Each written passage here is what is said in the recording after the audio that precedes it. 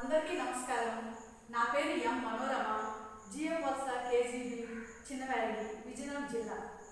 నేను ఈ ఆన్లైన్ తరగతి ద్వారా మీకు పరిచయమే.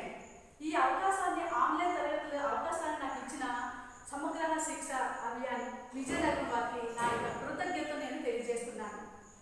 పిల్లలు ఆన్లైన్ తరగతులు అందరూ చక్కగా వింటున్నారు కదా.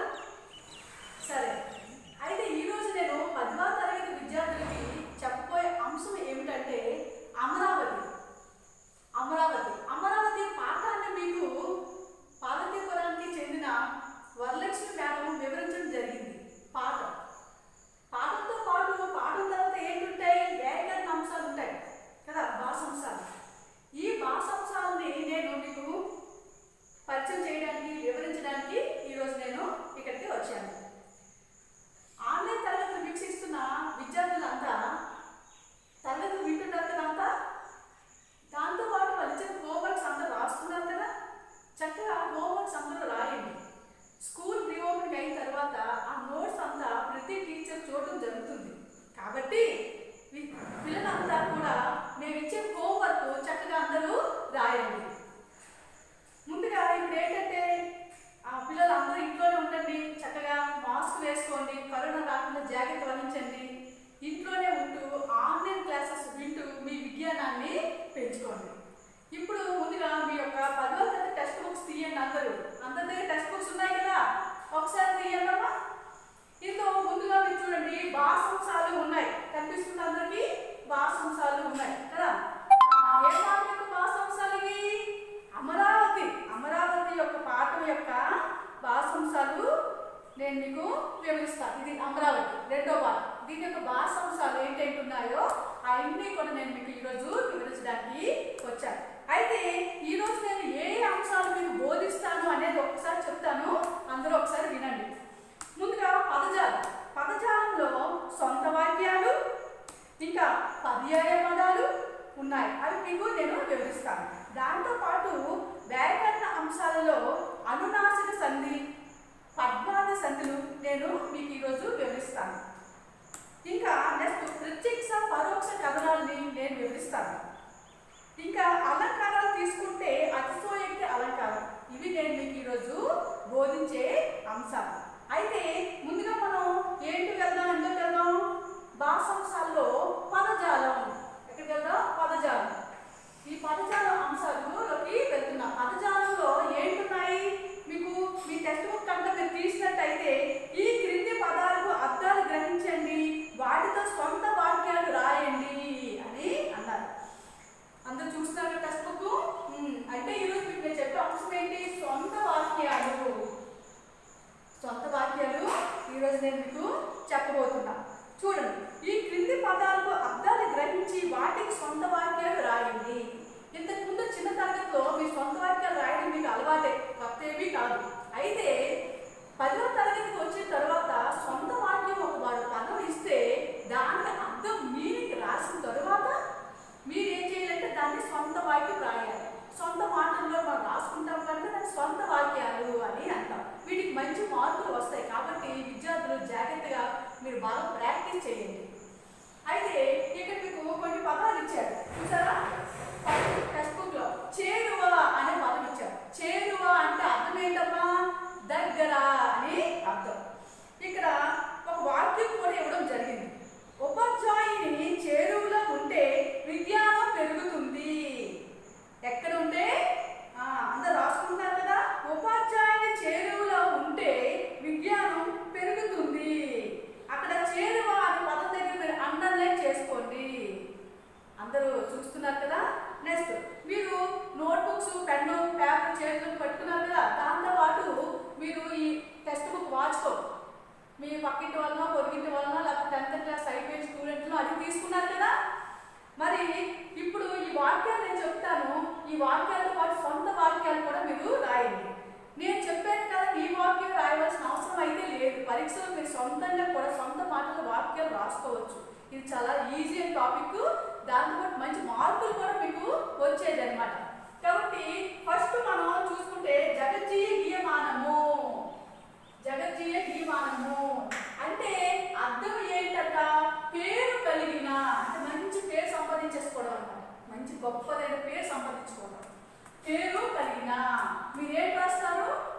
జగతి గీవానము అనే పదం వచ్చినప్పుడు దానికి అర్థము పేరు కలిగిన అని రాసిన తరువాత దీనికి సొంత వాక్యాన్ని రాయడం మొదలు పెడతారు. మరి పెన్ చేతిలో ఉంది కదా, రాసేయండి. మరి సమాజం కోసం పాటుపడేవారు జగజ్జీయ గీమానంగా వెలుగొందురు. వాక్యం మరొకసారి చెప్తాను. సమాజం కోసం పాటుపడేవారు జగజ్జీయ మానంగా వెలుగొందురు. అది ఒకటో వాక్యం. ఇంకా రెండో వాక్యం తీసుకుంటే వైభవోపేతం. రెండో వాక్యం చూస్తే వైభవోపేతం అంటే దాని యొక్క అర్థము అన్ని హంగులు అని అర్థం. అన్ని హంగులు అర్థం ఖచ్చితంగా రాయాలి, రాస్తేనే మార్కులు మీకు వేయబడతాయి. వైభవోపేతము అనే పదానికి అర్థం అన్ని హంగులు. అయితే ఇప్పుడు వైభవోపేతం పదానికి సొంత వాక్యం మీరు రాస్తారు. కుతుబ్ షాహీల కాలంలో గోల్కొండ నగరం వైభవోపేతంగా ఉండేది. మీకు తెలుసు కదా, రాజుల కాలంలోని అందులో కుతుబ్ షాహీ కాలంలోనంట గోల్కొండ నగరము ఎంత వైభవోపేతంగా చక్కగా మంచి హంగులతో మంచి డెకరేషన్తో చక్కగా ఉండేది అని అర్థం. కుతుబ్ షాహీ కాలంలో గోల్కొండ నగర వైభవోపేతంగా ఉండేది అని ఈ వాక్యము. నెక్స్ట్ మూడోది ఏంటి? పునీతము. పునీతం అనే పదానికి అర్థం దాని యొక్క సొంత వాక్యం ఇప్పుడు మనం రాసుకుందాం. పునీతము. పునీతము అంటే పవిత్రము అని అర్థం. పునీతం అంటే పవిత్రము అని అర్థం. పవిత్రం. పుష్కర స్నానంతో మానవులంతా పునీతం అవుతారు. కొంచెం ఫాస్ట్గా రాసుకోండి. పుష్కర స్నానంతో స్నానం చేసినందుకు పుష్కరాలు అవుతూ ఉంటాయి కదా, గోదావరి పుష్కరాలు, కృష్ణ పుష్కరాలు, ఇవన్నీ మనకు తెలిసివే. అప్పుడు స్నానం చేస్తే అంట ఆ నదిలో మనం ఎంత పవిత్రులు అవుతామంట. పుష్కర స్నానంతో మానవులంతా పునీతం అవుతారు. మరొకసారి బాగా చెప్పుకుందాం. పుష్కర స్నానంతో మానవులంతా పునీతం అవుతారు. దేనికి? పునీతము అంటే పవిత్రము అని. నెక్స్ట్ నాలుగో చూద్దాం. ముగ్ధులు. ముగ్ధులు అనే పదానికి అర్థం రాసి సొంత వాక్యాన్ని రాసుకుంటాం. ముగ్ధులు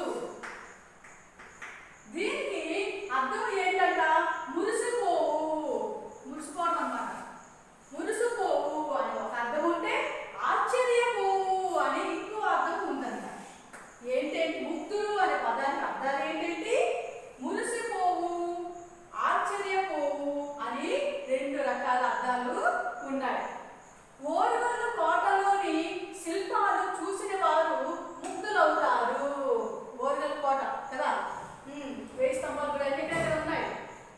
ఓరుగల్లు కోటలోని శిల్పాలు చూసిన వారు ముగ్ధులవుతారు అంటే శిల్పాలు చూసి మురిసిపోతాం అన్నమాట. మురిసిపోవడం ఏం జరుగుతుంది? అబ్బా ఎంత బాగున్నాయో అని ఆశ్చర్యపోవడం కూడా జరుగుతుంది. కాబట్టి ముగ్ధులు అనే పదానికి అర్థము మురిసిపోవు లేదా ఆశ్చర్యపోవు. ఓరుగల్లు కోటలోని శిల్పాలను చూసిన వారు ముగ్ధులైపోతారు అని దీనికి వాక్యం సొంత వాక్యం. సొంత వాక్యాలు ఇవే రాయాలని లేదు. మీరు సొంతంగా మంచి అర్థాలు వచ్చే ఏ వాక్యం రాసుకున్నా మీకు సరైన మార్కులు పడతాయి.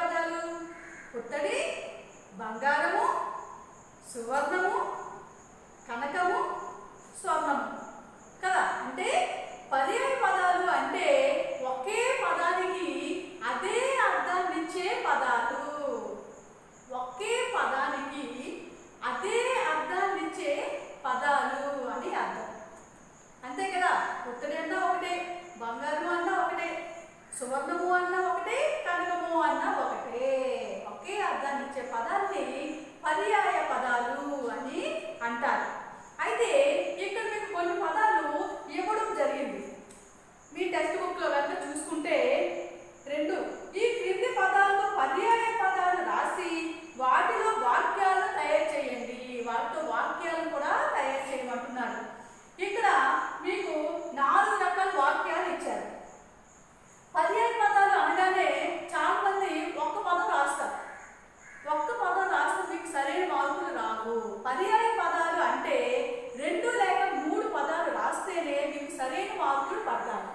జనరల్గా 2 రాస్తే చాలు, 3 రాసినా పర్వాలేదు. 1 మాత్రం రాస్తే మీకు సరైన మార్కులు పడవాలి. సొంత వాక్యాల విషయంలో అర్థాలు రాసేసి 1 అర్థం రాసేస్తే సరిపోతుంది. కానీ ఈ పర్యాయ పదాల విషయంలో వచ్చేసరికి మీరు 2 లేక 3 పదాలు రాయవచ్చు. ఈ పర్యాయ పదాలు మీ టెక్స్ట్ బుక్ లో వచ్చినవి ఏంటేంటో ఒకసారి చూద్దాం. ఈ టెక్స్ట్ బుక్ లో మీరు ఏం చేస్తారంటే ఇక్కడ మీకు ఇచ్చారు కదా పదాలు, ఈ పదాలు మీరు పెన్సిల్తో ముందు రాసుకుంటారు. పెన్నుతో ఎవరు రాయకండి, ఎందుకంటే నెక్స్ట్ జనరేషన్ వాళ్ళకి యూజ్ అవుతుంది కనుక పెన్సిల్తో చక్కగా నీట్గా మీరు వీటి యొక్క అర్థాలు రాసుకుంటారు. వాక్యాన్ని ఏం చేస్తారు అంటే ఆ వాక్యాలని మీ నోట్బుక్లో మీరు చక్కగా నీట్గా రాసుకోండి. ఇక్కడ చూడండి, కానాచి అన్నారు. కానాచి అంటే దీనికి పర్యాయ పదాలు నివాసము, స్థావరము, నెలవు, బస.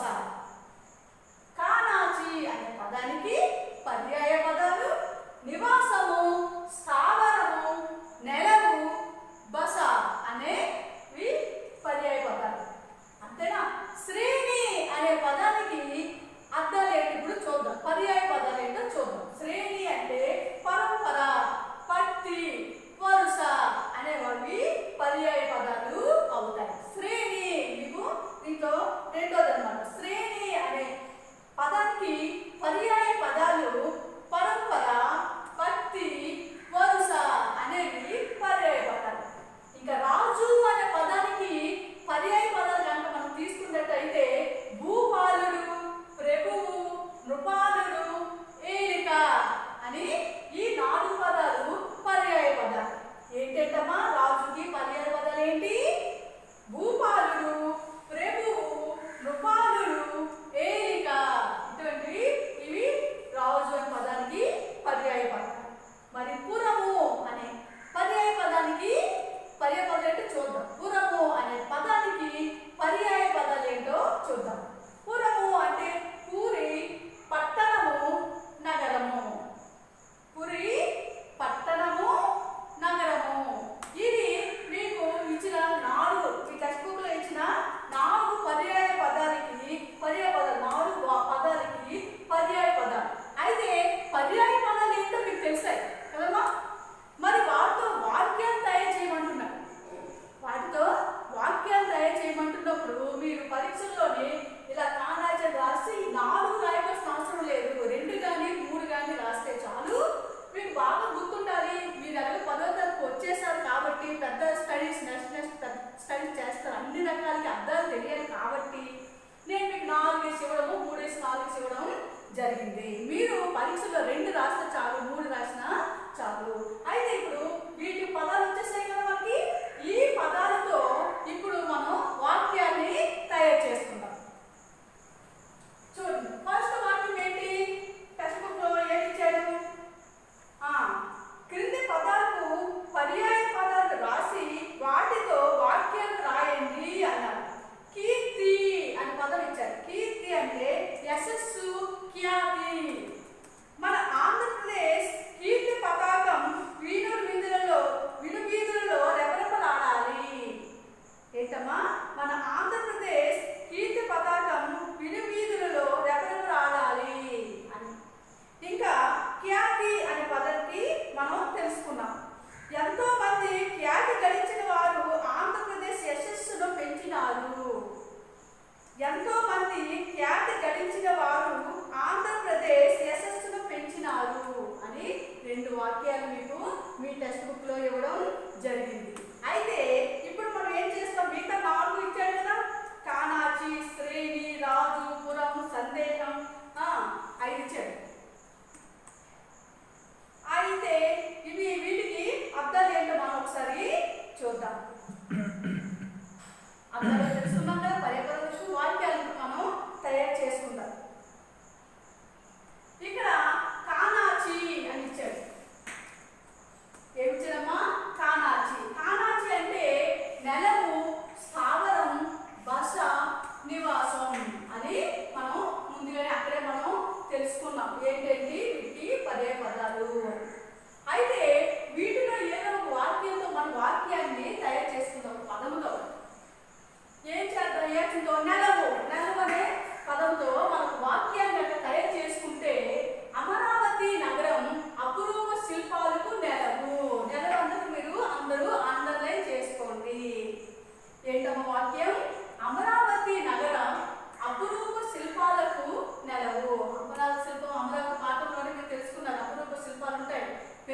కానీ అతను ఎంతో చక్కగా ఉన్నాయి శిల్పాలు అని కూడా అన్నాడు.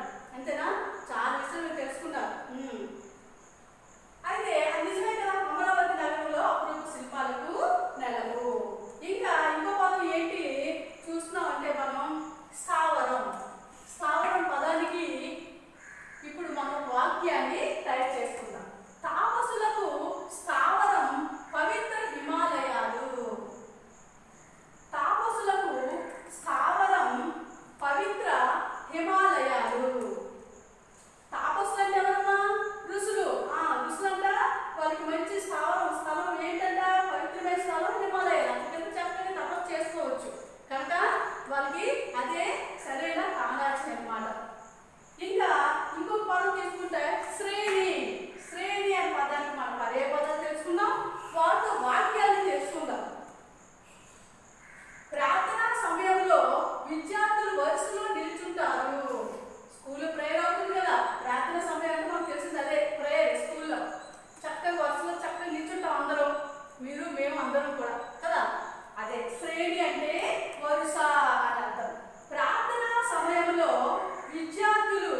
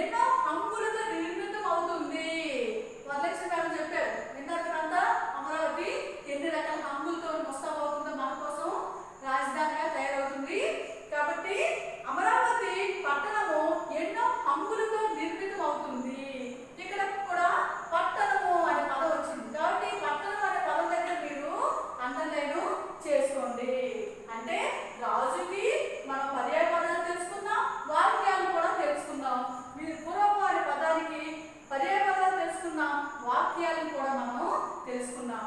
ఇంకొక చివరి ఇంకేముంది, సందేహం. సందేహం అనే పదం ఒకటి ఉంది. ఆ పదానికి పర్యాయ పదాలు నెక్స్ట్ వాక్యాలు ఉన్నాయి. దీనికి నేను ఇక్కడ అనుకోవచ్చు మేడం మర్చిపోయేదేమో, రాయలేదేమో అని. రాయడం మర్చిపోవడం కాదు, మీకు ఏమైనా హోంవర్క్ ఇస్తాను కదా, ఆ హోంవర్క్ ఇచ్చినప్పుడు ఏం చేస్తారు, సందేహం అనే పదానికి నేను పర్యాయ పదాలు ఇక్కడ రాసిస్తాను, మీరు వాక్యాలు తయారు చేయండి. ఇక్కడ రాసుకోండి అందరూ.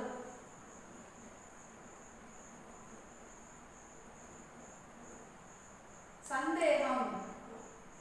ఈ పదానికి పర్యాయ పదాలు అనుమానం, సంశయం,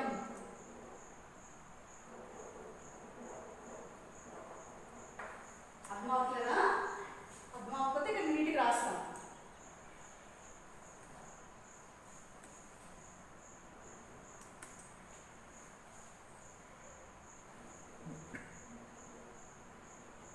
అనుమానం ఇంకా సంశయం.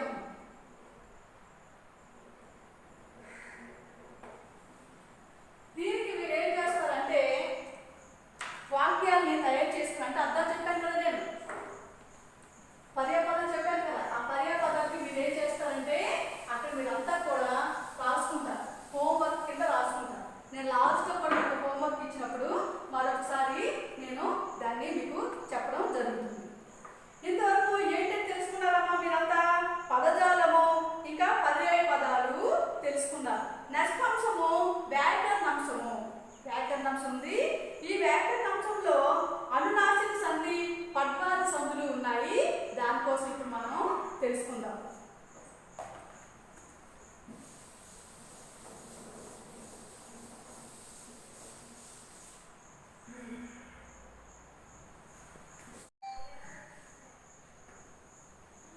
అయితే ఇప్పుడు మీరు వ్యాకరణ అంశాలలో అనునాసిక సంధి, పద్మాది సంధుల కోసం తెలుసుకుంటారు.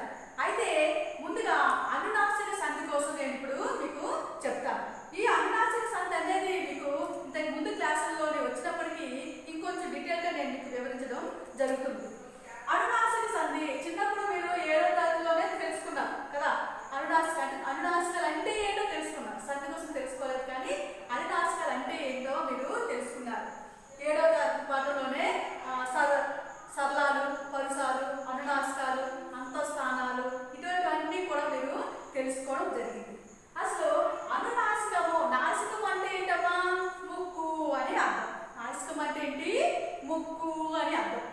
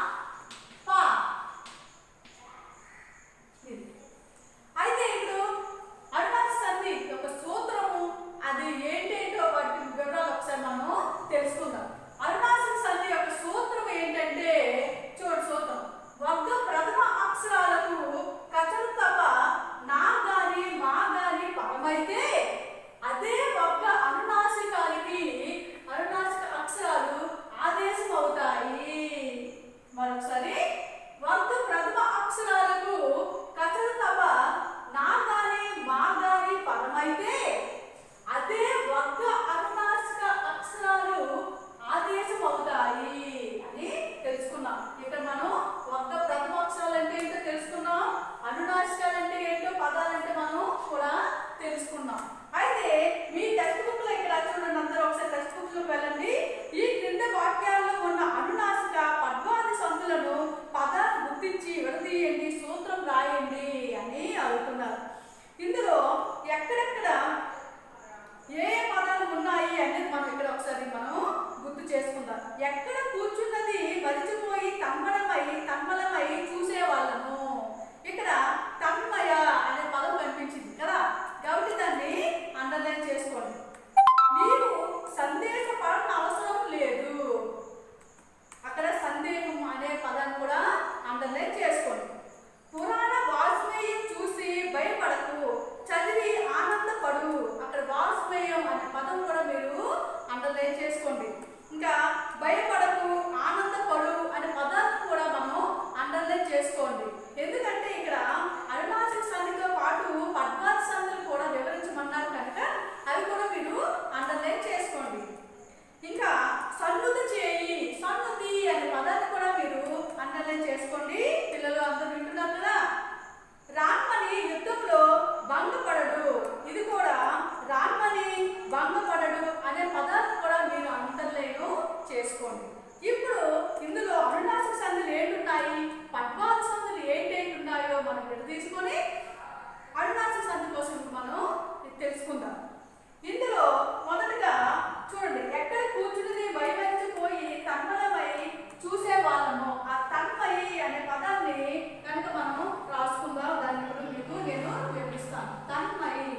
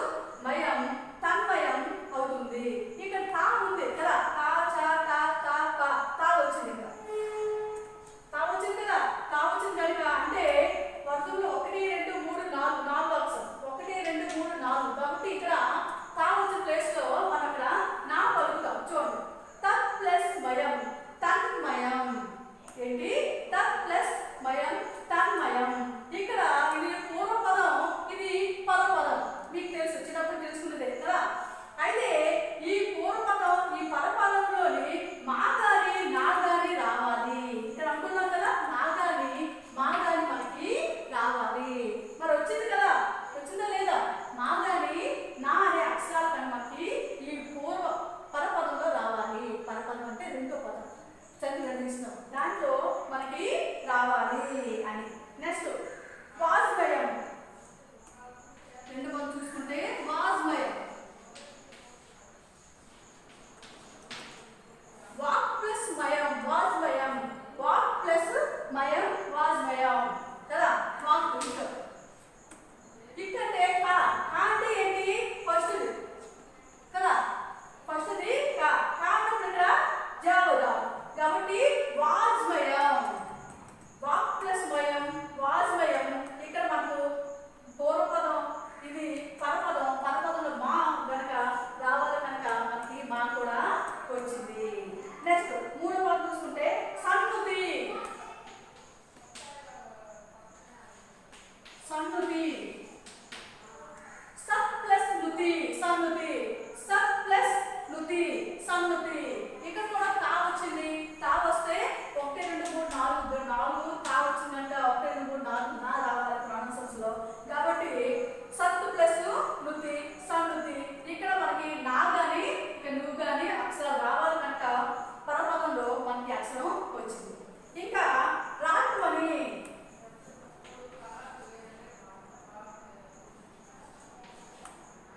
రాన్మని, రాన్మని అంటే రాన్ ప్లస్ మనీ, ఏంటి రాన్ ప్లస్ మనీ, రాన్మని. ఇక్కడ కూడా ఠా వచ్చింది, ఠా 1 2 3 ఠా అన్న. ఈ ఠా వచ్చినప్పుడు 1 2 3 అన వచ్చింది కదా. కాబట్టి ఇక్కడ మనకి అన వచ్చింది. అక్కడ ఎలా మా అక్షరం అనుకున్నాం కాబట్టి పదపదంలోని మనకి మా వచ్చింది. రాన్ ప్లస్ మనీ, రాన్మని. అద్వైత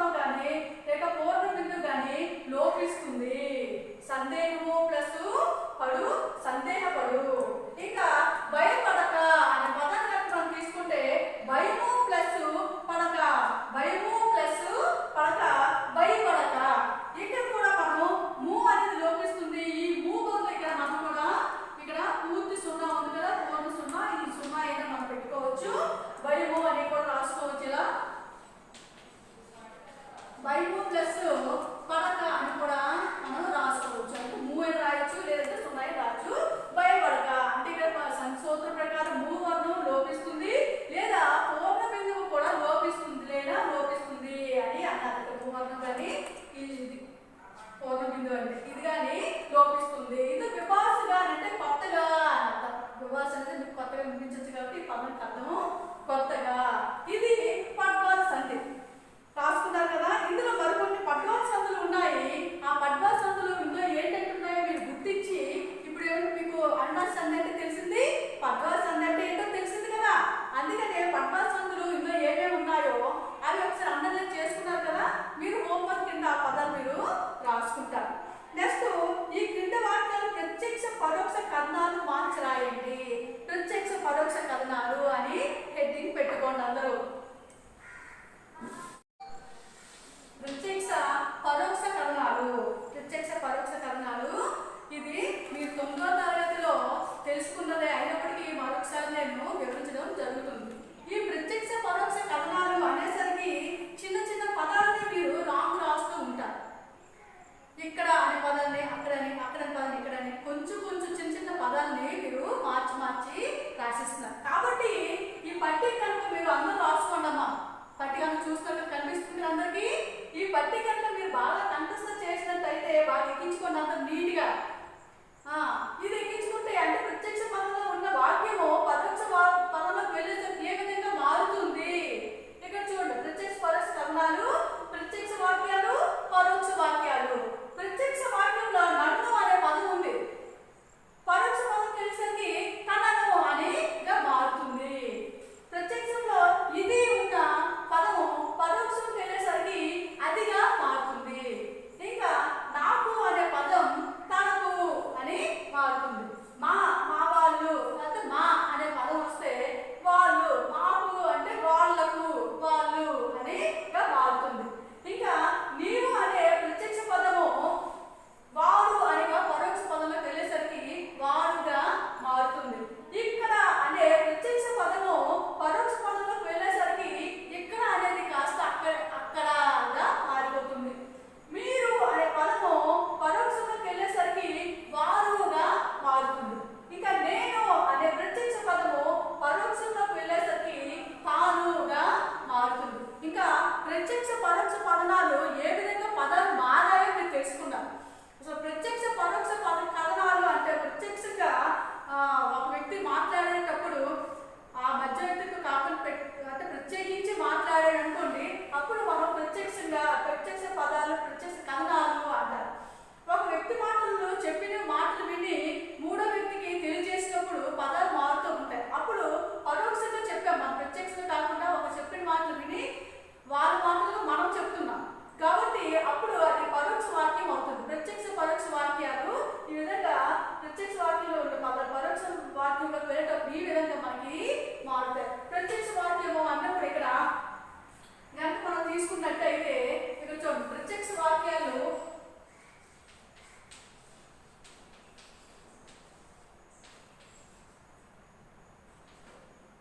అంటే ఒక వ్యక్తి ఇలా మాట్లాడుతుంటారు.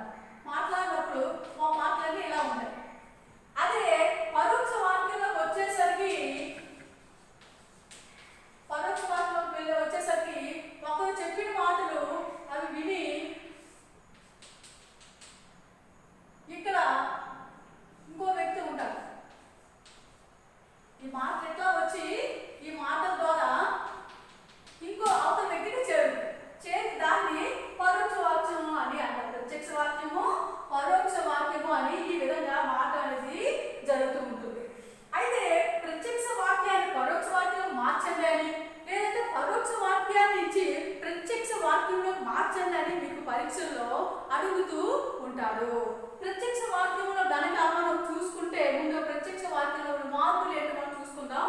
ప్రత్యక్ష వాక్యము అని చూడగానే మనం ఎలా గుర్తుపెట్టాలి అంటే ఇక్కడ ఖచ్చితంగా అని అనే పదం ఉంటుంది, ఆ ఆకారంతో ఉంటుంది, అని అనే పదం ఉంటుంది. దాన్ని ప్రత్యక్ష వాక్యము అంటారు.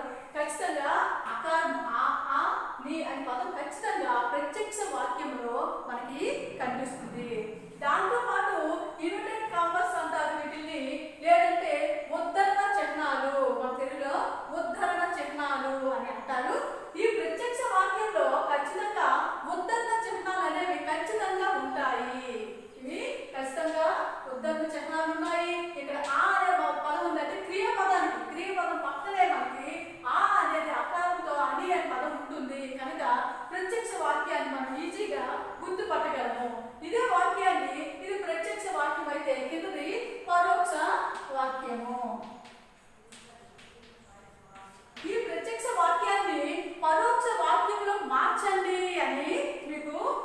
చెప్తున్నాడు. ఇందులో మీ టెక్స్ట్ బుక్ కూడా ఇదే ఉంది. నేను నేటి సినిమాలను చూడలేకపోతున్నాను అని అమ్మతో అన్నాను.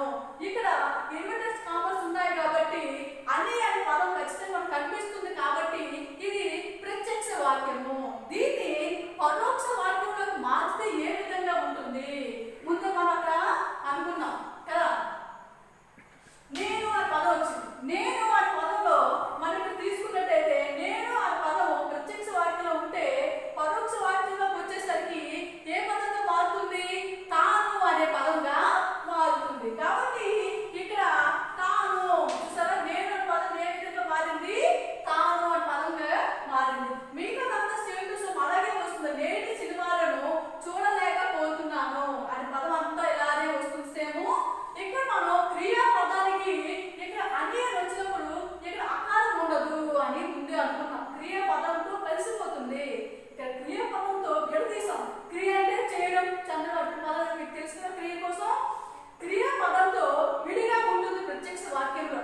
పరోక్ష వాక్యంలోకి వచ్చేసరికి క్రియా పదంలో విడదీసి కాకుండా కలిపి మాత్రం ఉంటుంది. ఇక్కడ చూడలేకపోతున్నానని ఇక్కడ చూసారా, ఇక్కడ అని అనే పదం వస్తే ఇక్కడ నని అనే పదం వచ్చింది. అమ్మతో అన్నాను, అమ్మతో అన్నాను అనేది కరెక్ట్గా అలాగే సరిపోయింది. వాక్యాన్ని ప్రత్యక్ష పదం నుండి పరోక్ష పదంలోకి, పరోక్ష పదం నుంచి ప్రత్యక్ష పదంలోకి మార్చాలంటే క్రియలు అవి మార్చడం కాదు. పేర్లు ఏవి ఉంటాయి, పేర్లు కానీ ఇవి నామాలు సర్వనామాలు ఇవి మార్చుకోవడం. నెక్స్ట్ ఏమంటే కామర్స్ ఒక మార్చడం. ఈ అని అనే పదం నని లేదా దని అని అటువంటి అని ఉన్నది అని అటువంటిగా మారుతూ ఉంటాయి. ఇది ప్రత్యక్ష. నేను నేటి సినిమాలను చూడలేకపోతున్నాను అని అమ్మతో అన్నాను అన్న ప్రత్యక్ష వాక్యము పరోక్ష వాక్యంలోకి వెళ్ళేసరికి తాను నేటి సినిమాలను చూడలేకపోతున్నాను అమ్మతో అన్నానుగా మారింది. ఇప్పుడు మరొక పదాన్ని చూద్దాం. ఇప్పుడు చూసినట్లయితే దీనికి ఇన్వర్టెడ్ కామర్స్ లేవు, ఉద్ధరణ చిహ్నాలు లేవు కాబట్టి అదే వాక్యము పరోక్ష వాక్యము. చూసి చూడగానే మీకు వాక్యం తెలిసిపోయింది కదా, చూసి చూడగానే తెలిసిపోయింది. ఇక్కడ మనీ ఉంది అని అక్షరం అయితే లేదు కనుక చూసి చూడగానే మీకు ఇది పరోక్ష వాక్యము అని తెలిసిపోయింది. ఎందుకంటే ఉద్ధరణ చిహ్నాలు లేవు. ఇక్కడ అని అనే పదం బదులు క్రియలో మనీ అనే పదం ఉంది కాబట్టి ఇది పరోక్ష వాక్యము. ఇదే వాక్యము పరోక్ష వాక్యము. దీన్ని ఏం చేయాలంటే ప్రత్యక్ష వాక్యంలో మార్చమని అడుగుతున్నారు. సుందరకాండ చదవమని ఇక్కడ చూడండి, చదవ అని వచ్చింది చూసారా, చదవమని అని నాకు ఉపాధ్యాయుడు చెప్పాడు అనే పదం మనకి ఖచ్చితంగా కనిపిస్తుంది. అయితే అర్థమైనట్టుగా మరికొన్ని ఉదాహరణలు ఇంకో ఇచ్చాడు. అవి వాళ్ళ అమ్మ చెప్పింది, బాలు ప్రకాష్ ఊరికి వెళ్ళాడని ఇటువంటి పదాలు ఇచ్చాడు. ప్రజ్ఞ పద్యాలు బాగా పాడిందని అందరూ అనుకుంటున్నారు. ఇటువంటి ఉన్నాయి 2-3. ఇవి మీరు ఏం చేస్తారు, హోంవర్క్ కిందనే మీరు చక్కగా రాసుకుంటారు. అయితే నెక్స్ట్ ఇంకే ఉన్నాయి, అలంకారాలు ఉన్నాయి కాబట్టి ఆ అలంకారాల్లో ఏ అలంకారం ఇచ్చాడంటే అతిశయోక్తి అలంకారం ఇచ్చాడు. ఆ అతిశయోక్తి అలంకారం కోసం ఇప్పుడు మనం అందరం రాసుకుందాం. అలంకారం కోసం ఇప్పుడు మనం తెలుసుకుందాం. ఇక్కడ అలంకారాలు అంటే మనిషికి అలంకారం ఎంత ఆనందాన్ని, ఎంత అందాన్ని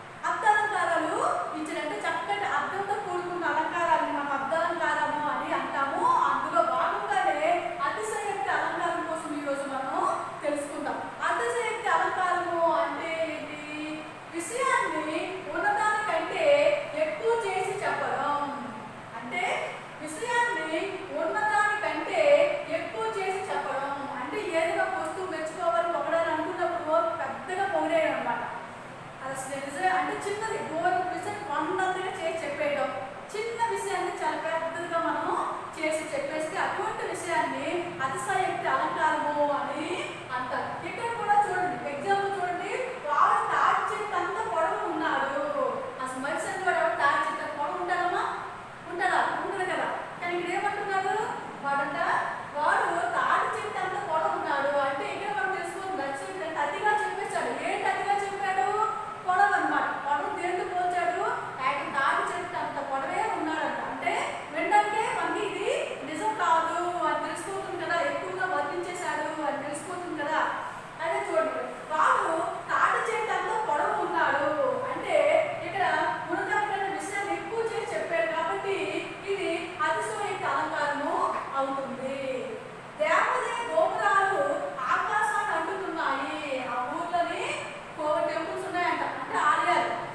ఆ గోపురం పై కొన ఉంటుంది కదా, పై కొన ఏం చేస్తుందంటే ఆకాశం తాగేసిందంట, ఆకాశం ముట్టేసుకుందంట. అంటే ఆలయ గోపురాలు పొడవుగా ఉండడం మాట నిజమే కదా. మనకన్నా మన బిల్డింగ్ కన్నా మన భవనాల కన్నా కాస్త పొడవుగా ఉంటాయి. కాకపోతే ఎంత పొడవు ఉన్నాయంట, ఆకాశాన్ని అంటేసి అంత పెద్దగా ఉన్నాయి అని ఇక్కడ అంటున్నారు. దేవాలయ గోపురాలు ఆకాశాన్ని అంటుతున్నాయి అనేది అంటే అతిగా వర్ణించేశారు. ఏంటి అతిగా వర్ణించారు? ఇక్కడ ఆకాశాన్ని అంటేయడం, గోపురాన్ని ఆకాశాన్ని అంటేయడం అనేది అతిగా చెప్పారు కనుక ఇది కూడా అతిశయోక్తి అలంకారమే అవుతుంది. మా పొలంలో బంగారం పండింది. ఎక్కడైనా బంగారం పొలాలు పండుతుందా? అలా అయితే అందరూ వెళ్ళి ఇంకా వ్యవసాయం చేసుకుని బంగారం పండించేసుకుంటాం కదా. మంచి ఆహార పదార్థాలు, బలం నుంచి ఆహార పదార్థాలు, బంగారం లాంటి పంట మంచి దొరుకుతుంది. బంగారం అయితే పండదు. ఇక్కడ కూడా ఏంటి, మా పొలంలో బంగారం పండింది అని అంటున్నాడు. అంటే ఇది కూడా ఏంటి, చాలా ఎక్కువ చిన్న విషయాన్ని చాలా ఎక్కువ చేసి మనకి చెప్పేశారు కనుక దీన్ని అతిశయోక్తి అలంకారము అంటారు. విషయాన్ని ఉండడానికంటే ఎక్కువ చేసి చెప్పడాన్ని అతిశయోక్తి అలంకారము అని అంటారు. ఇక్కడ మీకు కూడా ఇచ్చాడు.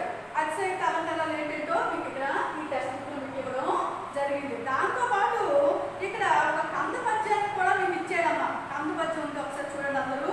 చుక్కలు తలపూలుగా నక్కజుముగా మేడుపించి అంబర వీధన్ వెక్కసమై చూపెట్టిన నక్కోమలి ముదుమునొంది ఆత్మస్థితిలోన్. చుక్కలు తలపూలుగా అంటే ఇది సందర్భం ఏంటంట, ఇక్కడ సీతాదేవి ఉంది. ఆ సీతాదేవి ఏంటంట, అంటే హనుమంతుడు సీతాదేవి దగ్గరికి, లంకలో ఉంది సీతాదేవి, రావణాసురుడు సీతాదేవిని తీసుకొచ్చి లంకలో పెడతాడు. పెట్టినప్పుడు రాముడు ఏం చేస్తాడు, ఎక్కడ తెలియదు వెతుకు అని ఆ హనుమంతుడు పంపిస్తే ఆ హనుమంతుడు ఏం చేస్తాడు, ఇది శ్రీలంక మరి లంక ప్రదేశానికి సీతకు ప్రదేశానికి వస్తాడు. చిన్న పిల్లి రూపంలో వస్తాడు అనమాట. అంటే అందరూ కనిపించకూడదు అనేసి వచ్చి సీతాదేవితో మాట్లాడతాడు. ఏం మాట్లాడుతుంటే, నేను హనుమంతుడిని, రాముడు అంటే నాకు ఎంతో ఇష్టం, రాముడు ఎంతో భక్తితో నేను కొలుస్తాను, నన్ను రాముడే పంపించాడు అని చెప్పి నేను తీసుకుని వెళ్ళిపోతాను, జాగ్రత్తగా ఇక్కడ నుంచి నేను తీసుకొని వెళ్ళిపోతాను అంటే ఒక్కసారి సీతాదేవి నవ్వుతుందంట.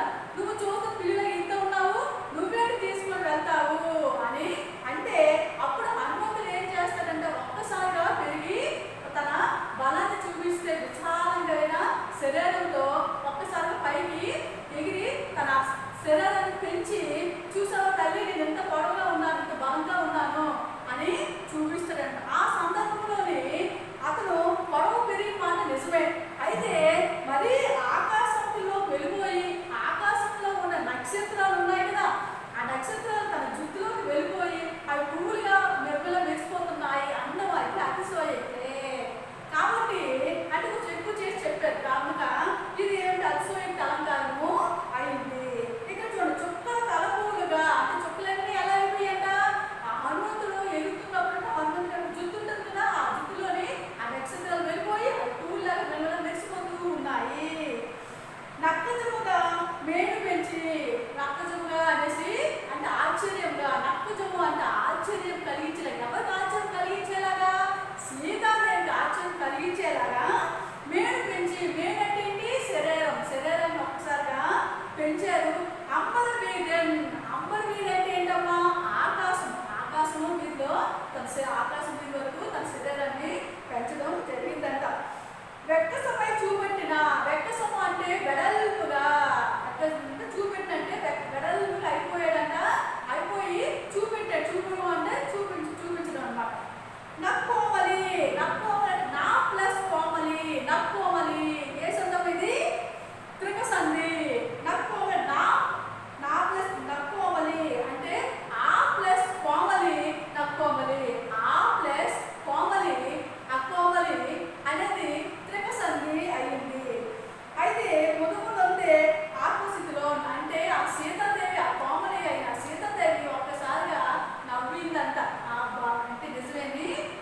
అయితే ఇది హనుమంతుడు సీతాదేవి చూసి నవ్వడం, తనేమో హనుమంతుడు నేను చిన్న పిల్లగా ఉండడం ఏంటి, నేను ఎంత బలవంతుడు నీకు చూపిస్తాను తల్లి అని తన శరీరాన్ని పెంచుకోవడం, కాస్త గొడవ పెరగడం నిజమే. అయితే మరి ఆకాశంలోకి వెళ్ళిపోయి ఆకాశంలోనే ఉన్న చుక్కలు అయితే తన పువ్వుల్లో పెట్టేసుకోవడం అనేది, పువ్వుల్లో అయిపోవడం అనేది ఇందులో అతిశయోక్తి అలంకారం అని మనం చెప్పొచ్చు. కాబట్టి ఈ కంఠపద్యం అనేది ఏ అలంకారమో అని పరీక్షల్లో అడిగితే ఏ అలంకారం రాస్తారమ్మా?